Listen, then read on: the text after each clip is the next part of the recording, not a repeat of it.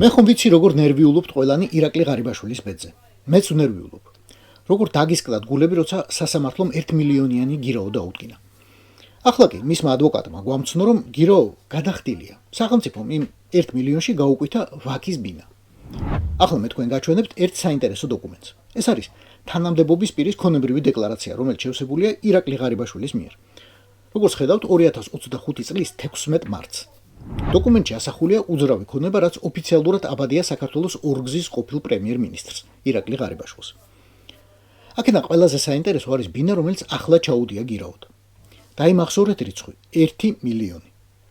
ვიცით, რომ კაცი მეცახელად ღატაკიშვილი ფლობს ორ ბინას ორ სართულზე მოსაშვილის ქუჩაზე და ამ დეკლარაციაში, დიახ, არის ორი ბინა მოსაშვილის ქუჩაზე 10 ნომერში.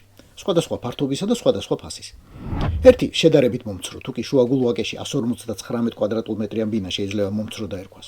ეს მომცრო ღარიბაშვილს შეფასებული აქვს 185,000 ლარად. მეორე უფრო დიდი ბინა 170 კვადრატული მეტრი შეფასებული აქვს 221,000 ლარად.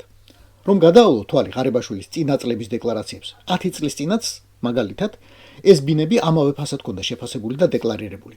10 წელიწადში, რა თქმა უნდა, ბინების ფასი შეიცვალა, მაგრამ ღარიბაშვილისთვის დეკლარაციაზე ეს არ ასახულა.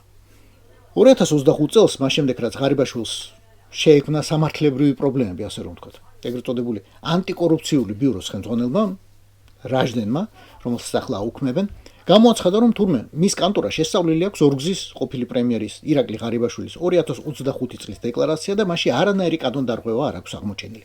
მოკლედ, ჩავთვალოთ, რომ ეს ბინები მართლაც ასე ღირს, რომ ღატაკიშვილს, ჰაკიმ-ფაშას, ტრიტრის თუ რაც გინდა ის დაარქვით, ყოველგვარი კანონდარღვევის გარეშე აქვს მითითებული რეალური ფასი და ერთი ბინა ნამდვილად 185,000 იღებს, მეორე კი ნამდვილად 221,000.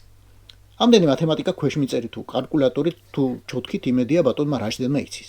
ჩვენც ვიცით და ბორია ივანაშვილმა ხო იცის და იცის. და რამდენი გამოა 2021 პლუს 185? 406,000. ახლა ძალიან თუ გაიჭინთება ბორია სასამართლომ. ამას შეგვიძლია დაუმატოთ მაგალითად ღარიბაშვილის კიდევ ერთი ბინა, გაგარინის ქუჩაზე, რომელიც 100,000 ლარად აქვს შეფასებული. 506,000 ლარი. არასაცხოვრებელი ფართი, სავარაუდოდ სარდაფი, 6,700 ლარი, 512,700 ლარი. და კიდევ ერთი გარაჟი გონია საბურთალოზე 10,000 ლარი. ჯამი გამოდის 522,700 ლარი. ჭინთვით, მაგრამ ისე როგორ უნდა გაიჭინოს პროჭორილური მართლმსაჯულება, რომ 9 მილიონიანი ქონება 1 მილიონიან გირაო დაუთვალოს და ჩაუთვალოს. ისევ რაღაცას გვატყუებენ და გვაბოლებენ. კაი, ჩვენ თავი ჯანდაბას და მთავარია ბატონი ბორისი არ მოტყუდეს. სულ ხელებში უყუროს მისივე გამოზრდილ კრიმინალ შულერს.